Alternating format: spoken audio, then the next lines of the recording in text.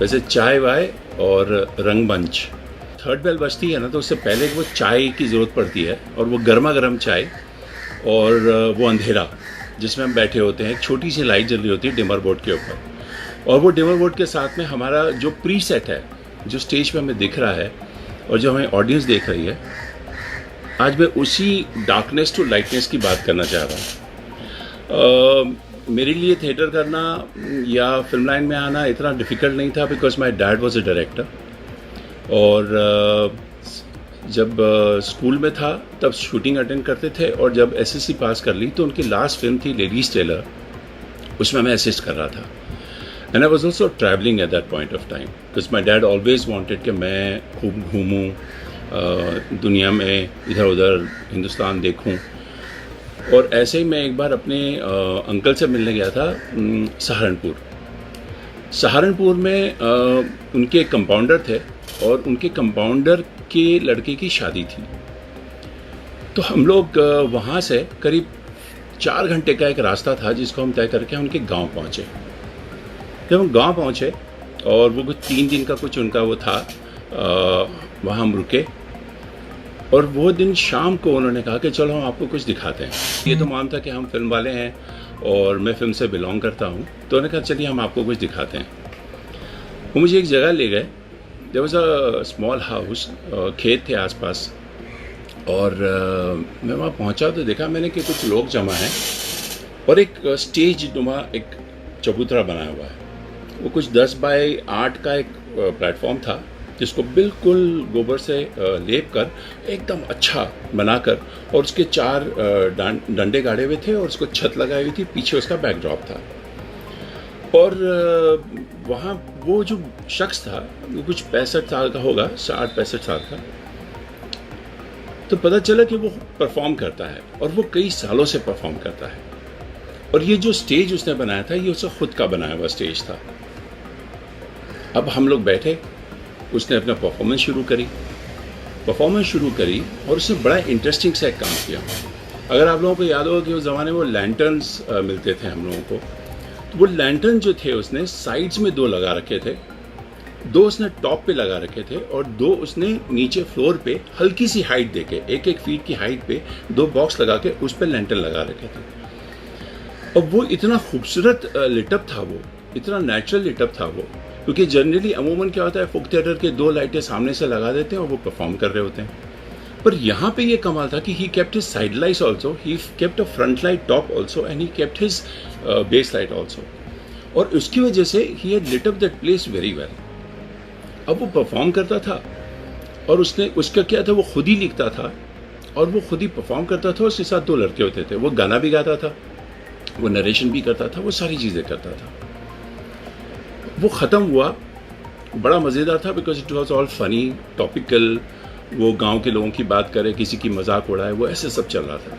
वो ख़त्म हो गया, और हम लोग बगल में फिर एक घर में उन्होंने कुछ इंतज़ाम कर रखा था, तो हम सब वहाँ गए। जब हम शाम को निकलने लगे रात को, तो मैंने देखा कि वो स्टेज के ऊपर बीच प्लेटफॉर्म पे उसने एक लाइट लगा रखी है, वो एक उसने दिया लैंप लगा रखा है, उसको कवर करके रखा हुआ है। तो मुझे बड़ा अजीब सा लगा, मैंने कहा ये इसने कहाँ, ये क्यों इसने लाइट लगा रखी है, सब परफॉर्मेंस तो हो गया।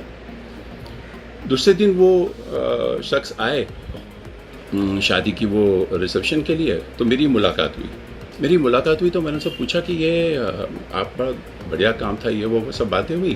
फिर मैंने कहा कि आपने स्टेज पे बीच में एक वो लैंप लगा रखा था, वो क्यों लगा रखा था आपने?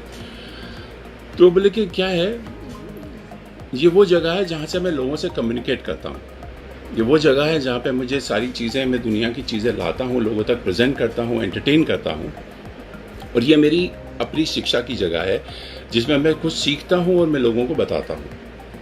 तो जब ऐसी जहाँ विद्या हो, जहाँ एक परफॉर्मेंस हो, उस जगह को कभी भी अंधेरे में नहीं रखना चाहिए। And that was the preset that I realized, that stayed with me, that concept of why a stage is alive all the time was the start of that particular day in 1982. उसके बाद मैं फिर गोवा गया। गोवा में भी मैंने देखा वहाँ पे एक प्ले होता है जात्रा। वो जात्रा में क्या है कि वही उनका एक बैकड्रॉप लगा होता है और उसमें एक फैमिली ड्रामा चल रहा होता है, एक लाइव बैंड चल रहा होता है और एक कॉमेडियन होता है। शो शुरू होने से पहले वो क्या करते हैं कि वो सिर्फ एक लाइट ऑन छोड़ देते हैं स्टेज पे और तैयारी चल रही होती है, लोग आ रहे हैं, जा रहे हैं, सब हो रहा है, सब चल रहा है, and then the play starts. And the same thing happened when I stayed back and I realize that they did the same thing. जब उन्होंने थिएटर बंद किया तो इन्होंने एक लाइट ऑन छोड़ दी स्टेज पे। तब मुझे लगा कि यार ये कुछ कनेक्शन, मतलब हर थिएटर का या थिएटर को अलाइव रखने का ये एक तरीका है। और उसके बाद बॉम्बे में जब मैंने करना शुरू किया तो उससे पहले मैं अमेच्योर में कर रहा था, कभी रेलवेज के लिए करता, कभी कॉलेज के लिए करता। जिस कॉलेज में बुला लेते उस कॉलेज में जाके मैं लाइट्स करता और उन लोगों के साथ रहता। 85 से जब मैंने प्रोफेशनल थिएटर ज्वाइन किया, then I visited when these theatres, Sophia, Bhaidas में भी मैंने सेम चीज़ देखी। भाईदास में भी शो ख़त्म होने के बाद में वहाँ पे एक टेक्नीशियन था, उसका नाम शायद शंकर था या कृष्णा था। तो प्ले ख़त्म हो गया, प्ले ख़त्म हुआ और स्टेज पे एक उसने लैम्प पोस्ट जैसी एक चीज़ लाई, उसने ला के लगा the centre of the stage और उसको लाइट ऑन की और बाकी सारी लाइटें ऑफ करके वो हम लोग निकल गए वहाँ से। मैंने फिर से पूछा, मैंने कहा क्यों लाइट ऑन छोड़ा? बोला सर स्टेज को अंधेरे में नहीं छोड़ना चाहिए। That's when I realized that it is so important that anything that we do in our life, we do leave a light on. एक लाइट हमेशा ऑन रहती है और मेरे ख्याल से हम सब थिएटर वालों की एक लाइट हमेशा ऑन है, क्योंकि हम लोग जब भी शो ख़त्म करते हैं हम दूसरे शो की तैयारी करते हैं, हम रिहर्सल्स करते हैं और हम उस तरफ जाते हैं। तो प्रीसेट और स्टेज का बेसिकली डार्क में ना रहना, ये बहुत इंपॉर्टेंट चीज़ थी जो मुझे उस वक्त समझ में आई। मैं थिएटर करने लगा, then I started working with Om Katare. I worked with him for couple of years, then I did join Nadira Babbar, Nadira ji जिनको हम बाजी कहते हैं, उनके साथ किया। मगर आई वॉज नॉट हैप्पी। मैं कर रहा था, मैंने काफ़ी सारे शोज़ किए थे, मैं बाहर भी बहुत सारा काम कर रहा था, तो मुझे मज़ा नहीं आ रहा था। मैं वाज थिंकिंग क्या व्हाट एम आई मिसिंग, क्योंकि सबसे बड़ा प्रॉब्लम ये हो रहा था कि सारे लोग जो प्ले कर रहे थे वो वाले प्लेस थे जो हो चुके थे। जैसे नादा जी के यहाँ पे जो कोई भी प्लेस वो कर रहे थे वो प्लेस कर रहे थे जो उन्होंने एनएसडी में किए थे। बट द सेम टाइम मैंने इनका प्ले देखा था सुरनई का, मिस्टर के रैना जिनको हम के भाई बोलते हैं, और इला जी का ग्रुप है सुरनई। मैं जब उनका प्ले देखा मैंने, और जब उनके मैंने एक दो और प्लेस देखे तो मुझे लगा कि नहीं यार ये कुछ अलग हो रहा है, कुछ नया करते ही है। And luckily for me in 1990 I got a chance to work with Ila ji for her live shows and musical shows and stuff like that. मैं वो करने लगा, I started enjoying that, and KK bhai then said कि I'm doing a new play called Jamila by Karali, तो वो तुम करो। Till then Vijay Kashyap हमारे senior most NSD के well trained actors, everybody know him. He used to do all the stuff, light and sets. So I started doing it, and that gave me another chapter. It added another chapter to my life. वहाँ जाकर मुझे नई चीज़ें करने का मौका मिला, वहाँ जाकर मुझे नई एक्सपेरिमेंट्स करने का मौका मिला और डिज़ाइंस को नई ढंग से करने का मौका मिला। मुझे याद है कि आज मुझे पता नहीं कितना लोग करते हैं या नहीं करते, बट उस वक्त में हम लोग जैसे मैं धर्मसिंह मर्चेंट जो कि उनके बेटे अभी लाइट सप्लाई करते हैं, वेंडर हैं, तो उनके साथ में जुड़ा रहा। तो वो बोलते थे कि सलीम कोई भी चीज़ करना हो या लाइट डिज़ाइन कर रहे हो या कोई कुछ भी कर रहे हो, that make sure that there is something that you create on stage, some magic, something that you can create. And that was the time when I realized that it's not just about doing 4 lights here or not that. Script पढ़ना, उसमें नया क्या हो सकता है, नई क्या चीज़ आ सकती है, ये खोजना. And which is the reason why I remember एक प्ले था गैसलाइट, संजना के ग्रैंडफादर जेफरी कैंडल आए थे तो वो करना चाहते थे। तो उसमें संजना थी, उसमें कृष्णा थे और उसमें जसिन टिकुना, ये सब लोग एक्टिंग कर रहे थे और मैं उसमें लाइट्स कर रहा था। लाइट्स करने में उसमें एक बहुत इंटरेस्टिंग सी चीज़ थी कि उसमें एक फायर प्लेस था। अब उस फायर प्लेस को अलाइव रखने के लिए, और चूंकि वो पूरा प्ले उस गैस लाइट पे था जो फायर प्लेस के ऊपर था, तो हमने क्या किया कि हमने एक 200 वॉट के बल्ब लिए, मैंने उसके बीच में स्टार्टर्स लगाया। स्टार्टर्स लगा के उनको हमने एक 4 बल्ब को एक छोटा सा वो तसला होता है उसमें हमने डाला, उस पर शीट डाली, उसमें कोयला डाला, कलर पेपर डाले और उसको ऑन किया। अब वो क्या होता था कि वो चूंकि 200 वॉट का बल्ब था, तो वो 200 वॉट का बल्ब जब ज़्यादा गर्म हो जाए तो वो क्या करे कि वो पेपर को और हल्का सा वो जलाए। जब वो जलता था तो उसमें से धुआं निकलता था और वो बहुत इंटरेस्टिंग हो गया था, बिकॉज लोगों को ये समझ में नहीं आता था कि ये धुआं कहाँ से निकलता है। एंड स्पेशली वो तब होता था जब कमरे की लाइटें डाउन होती थी और वो बड़ा सस्पेंस मोमेंट होता था। The protagonist is sitting in front of the fireplace and there everybody is focused kind of at that area, and suddenly you realize that the smoke is coming out from that fireplace. इसी तरह से जब मैं when I started creating, when I started doing other shows, there was a very interesting play which Ilaji did. एक play था गूंज, और गूंज में हम लोगों ने क्या किया कि that was the story was about a grandfather and the grand-daughter जो बहुत सपने देखती है और चाहती है कि वो कहीं जाके ना गाने गाए, बड़ी स्टार बने, इस तरह का। तो there was all fantasy and stuff like that. So what I did was at that point of time what I designed was a simple design. I kept it very simple, but there were 3 long curtains on stage and there were certain cutouts which I kept at the back, जहाँ जिसको मैंने क्या किया था, कुछ motorise लगा रखा था। तो वो जब वो गाने आती थी तो उसके सपनों के हिसाब से उसकी जो इमेजेस होती थी, जहाँ वो होती थी या सपना देखती थी, तो वो उन सपनों को हम इमेजेस में मैंने कन्वर्ट कर दिया था। तो वो विंडमिल चलती हुई दिखाई देती, कहीं पे पेड़ के बड़े बड़े images and stuff like that. That was a time when I created these effects for the audience. And there was one more guru who I always looked up, was Tapas Sen. Tapas Da Hamesha, he used to create his effects, you know, like those cutouts, images, all that he used to do.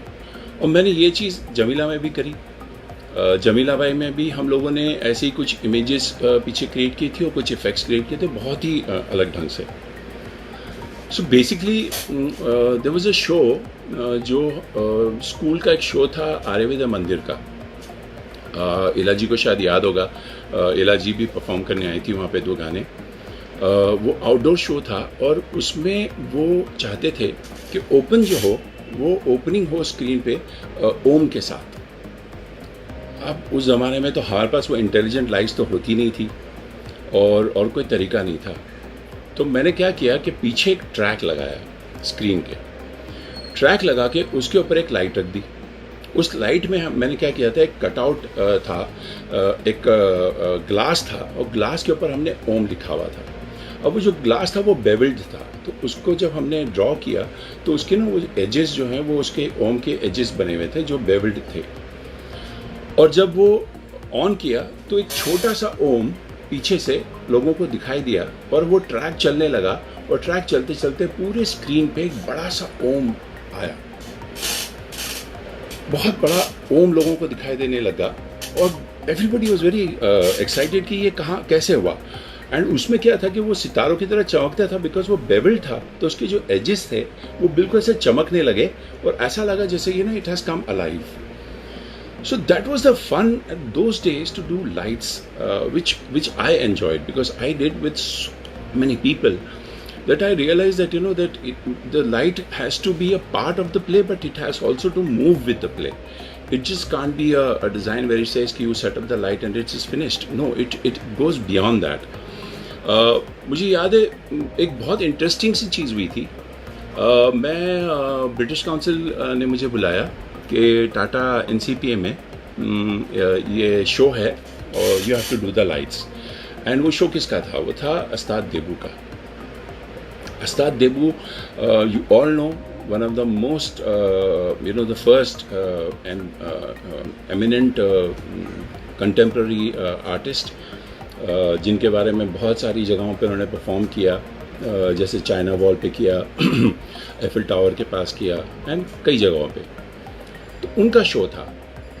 अब जब मैं पहुंचा light के लिए, और मुझे पता नहीं था कि what is his dance is all about and everything, and he was on stage and he was rehearsing. Then I thought कि मैं ये देख लेता हूँ रिहर्सल। मैं रिहर्सल देखने लगा and suddenly realize that this man is all over the place. He is all over the place, मतलब स्टेज के किस कोने से किस कोने पे, कहाँ ऑडियंस में कहाँ चढ़ जाएंगे कुछ पता नहीं था। मैं सोचा रही है कैसे करेंगे यार इसको, कहाँ पकड़ेंगे इस सारी चीज़ को। दूसरा तरीका ये था कि फुल लाइट अप कर दें, पूरा स्टेज लाइट अप कर दें, फिर वो जहाँ जाते रहें वो अपना करते रहेंगे। तो मैं सोचा नहीं यार ये मज़ा नहीं आएगा, इंटरेस्टिंग नहीं होगा। So then I spoke to him and I said, can I give you special lights somewhere? Can I just highlights? These are the things I feel I can highlight. And then he said, yeah, it's interesting.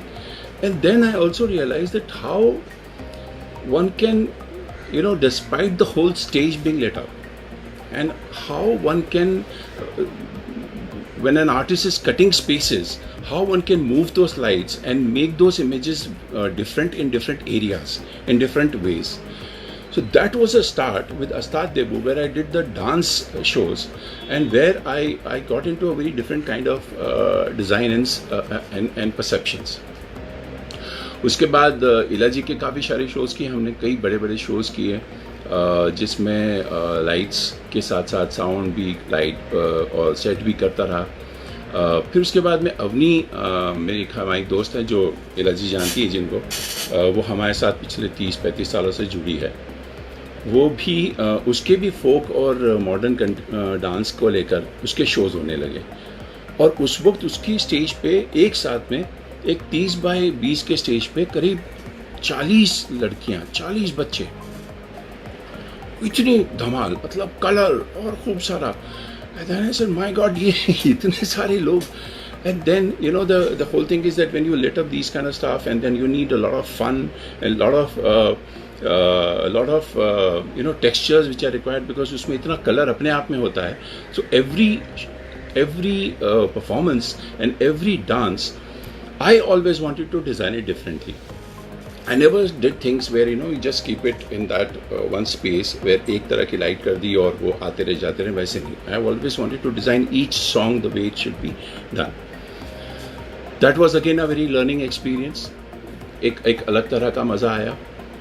और एक over the period of time I really enjoyed myself sitting in that light room where that darkness and that light in front of me and that magic unraveling itself, वो जो जादू लोगों का, वो एक्टरों का आना, वो परफॉर्म करना, वो चले जाना, फेड आउट होना, फेड इन होना और सडनली वो एक्टर नज़र आना, वो सारा मैजिक मुझे ना बहुत एक्साइट करता है, आज भी करता है। I always get very excited और मुझे बहुत वो लगता है। This was the journey from that darkness to light. We always, as designers, we are always sitting in that darkness, that light room which is totally dark with a small,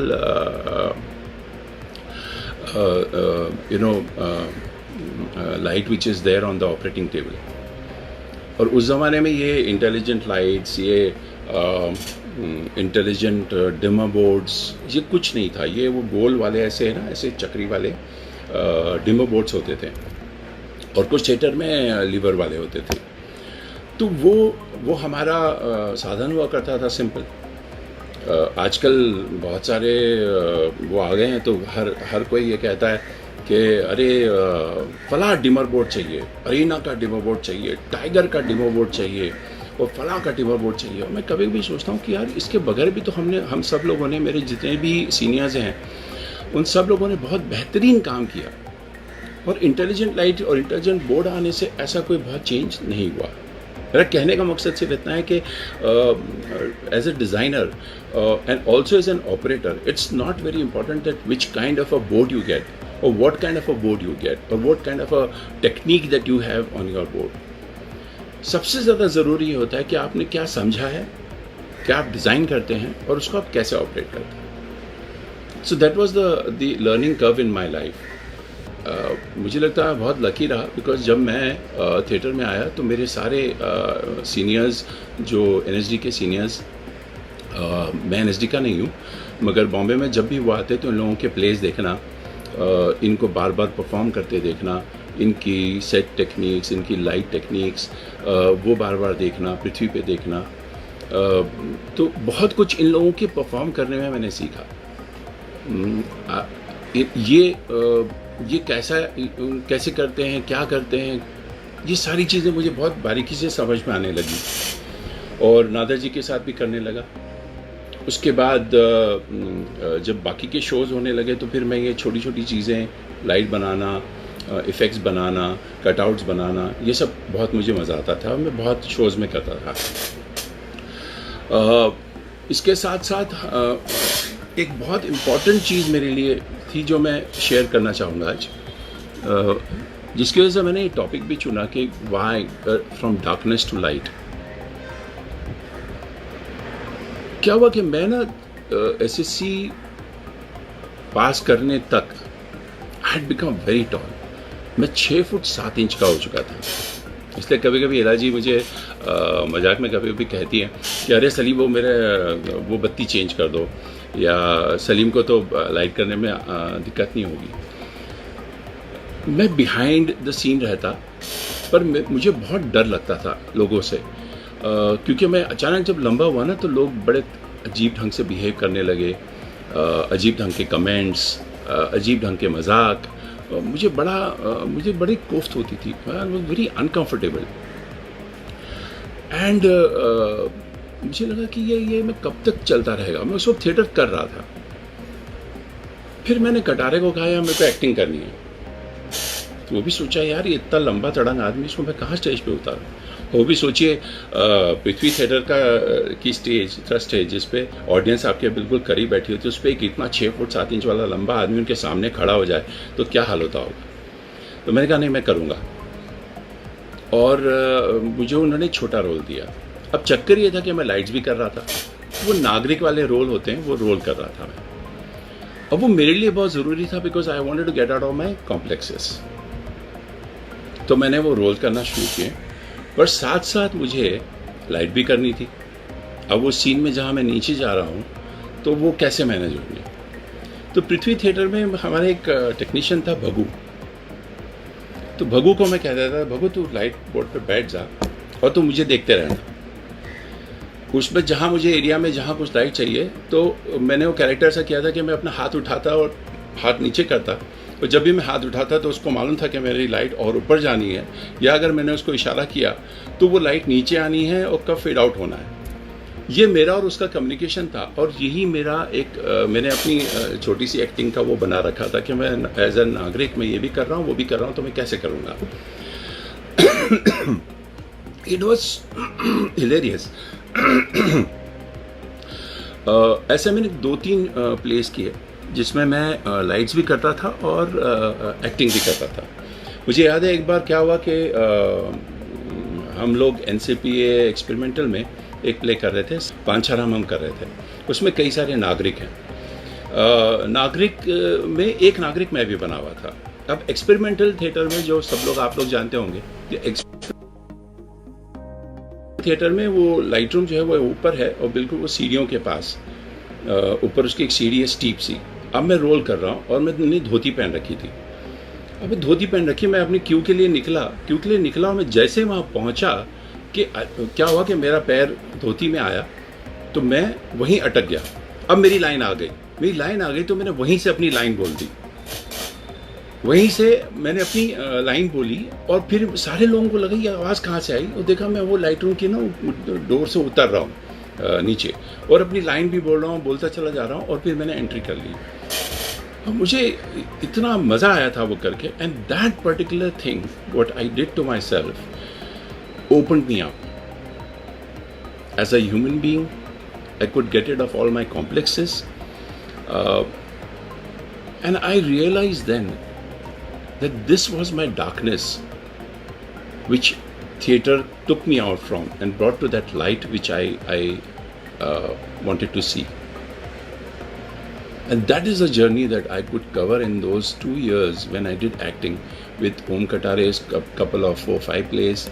I did नादाजी's plays, उनके भी 2-3 plays मैंने किए.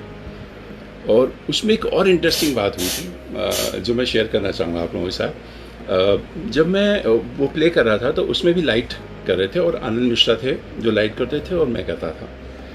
उसमें एक छोटा सा role था ज़मींदार का.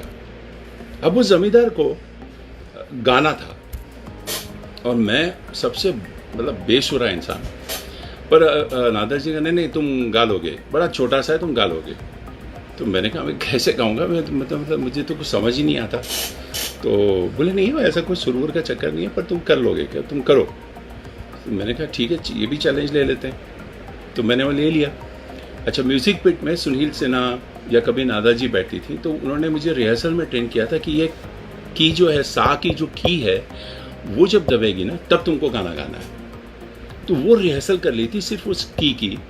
जैसे वो की बजती थी and then I used to sing that song. वो गाना था मैं शायर तो नहीं. वो गाना मैं गाता था और वो कई सारे शोज हमने किए उसकी रिहर्सल्स में अपना टेम्पो में बैठे हुए करता रहता था. रिहर्सल में जब पहुंचा तब करता रहता था. एंड वो मैंने शो किया और वो करीब मेरे ख्याल से एक 8-10 शोज मैंने किए होंगे जिसमें मैंने गाना गाया. So I can claim that I have also sung in theatre. वो एक मेरा एक एक्सपीरियंस रहा बहुत बढ़िया. सेकेंडली, ऑपरेटिंग लाइट्स की हम लोग थोड़ी सी बात करेंगे क्योंकि हम लोग इसकी डिज़ाइन की तो बात हम करते ही हैं.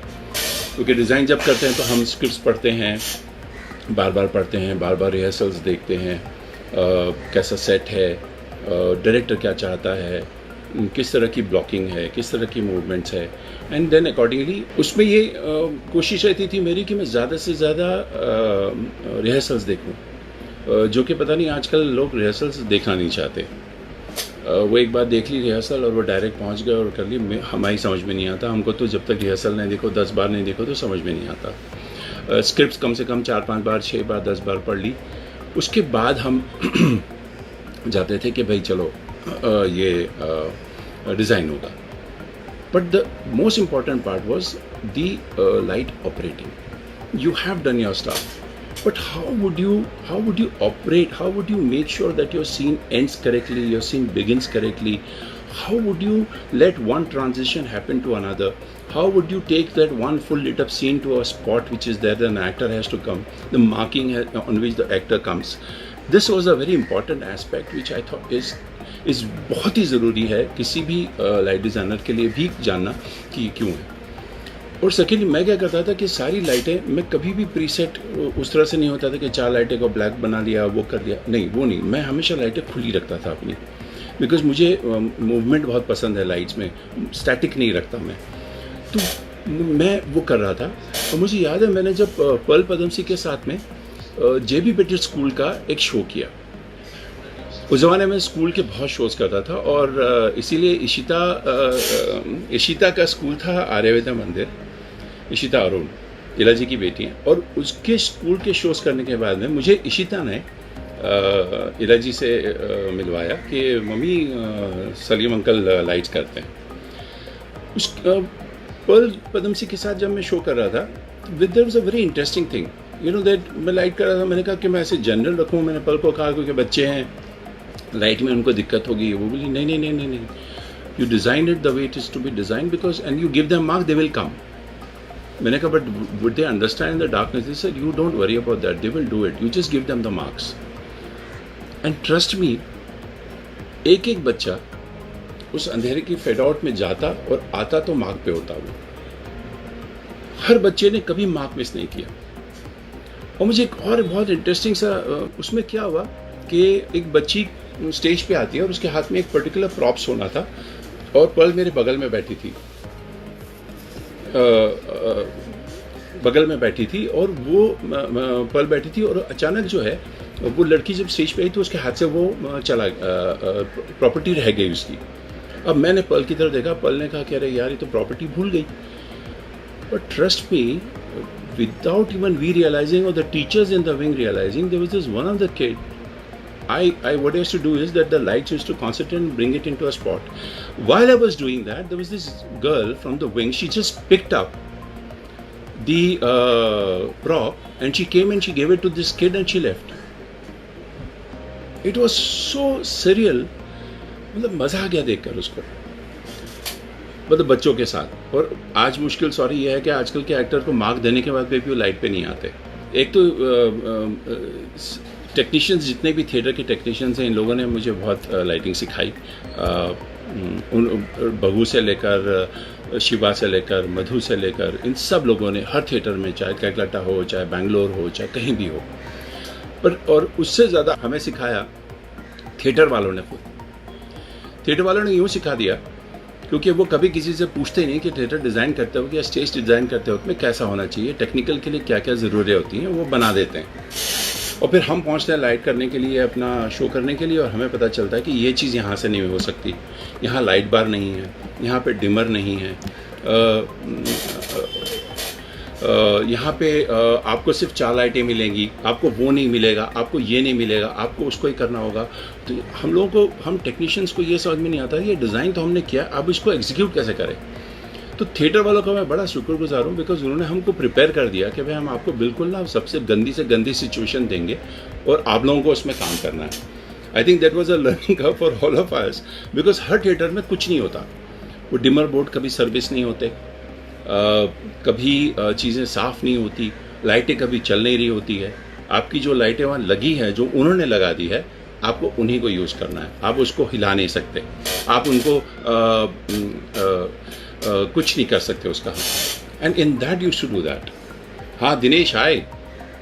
Dinesh, future of industry after corona, अरे एब्सोल्युटली फाइन, कुछ नहीं है, ये 2-4 महीने की बात है and we will be back again in action. Theatre देखो यार, थिएटर ऑनलाइन नहीं हो सकता. Theatre has to be done on stage with live audience. जैसे राकेश बेदी भी कह रहे थे कि हमें ऑडियंस नहीं मिलेगी जब तक हम कुछ कर नहीं सकते. मेरे ख्याल से हर एक्टर, हर टेक्नीशियन इस बात का कायल है कि वो परफॉर्मेंस करे, थिएटर करें, और थिएटर में ऑडियंस हो और वो लाइट, वो मैजिक, वो जगमग, वो सब रहे. वो तभी हो सकता है दिनेश. और उसके लिए मुझे नहीं लगता कि ये 2-4 महीनों में किसी के स्पिरिट्स डाउन होंगे, या हमारी ऑडियंस भाग जाएगी, या हमारे लोग थिएटर नहीं आएंगे डर के मारे. मेरे ख्याल से ऐसा कुछ नहीं होगा. हाँ, ज़रूर है कि हम we'll all have to take precautions to come to theatre and do stuff a little differently. It was really nice. I think I just spoke. I don't know, but probably शायद आपको मज़ा आया होगा. I would like to thank Booknet and everybody and Chai Vai Rangmanch. Thank you very much. I'll just sign off. Thank you so much. Bye.